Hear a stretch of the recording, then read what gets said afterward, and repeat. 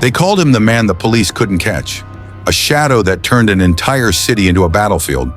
But when the mask finally came off, even his closest allies were terrified. This is the chilling story of Lawrence Anini, the name that made Benin sleep with one eye open. Benin City, once known for its calm streets and thriving markets, was suddenly gripped by fear. Armed robberies became a daily nightmare. Banks, taxis, and police patrols weren't safe anymore.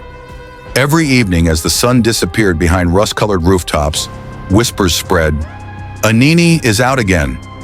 No one knew where he'd strike next, but everyone knew he would. Lawrence Nomanyagbon.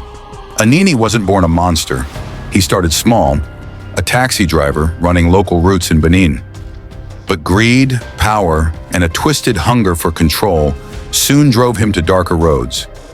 He built a gang of ruthless men, armed robbers who struck with military precision. Their targets? Banks, bullion vans, police checkpoints. Their signature? Deadly speed and zero mercy. Anini wasn't just a thief, he was a strategist. Each robbery was planned down to the minute. He studied police patrols, bribed officers, and vanished before reinforcements arrived. Newspapers began printing headlines soaked in fear. The government was embarrassed.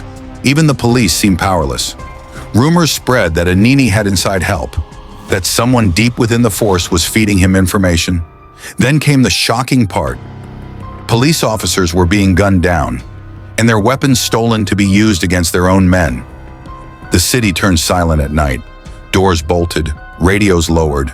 Parents whispered his name like a curse. Anini. But how did he stay invisible for so long? The truth shattered the nation.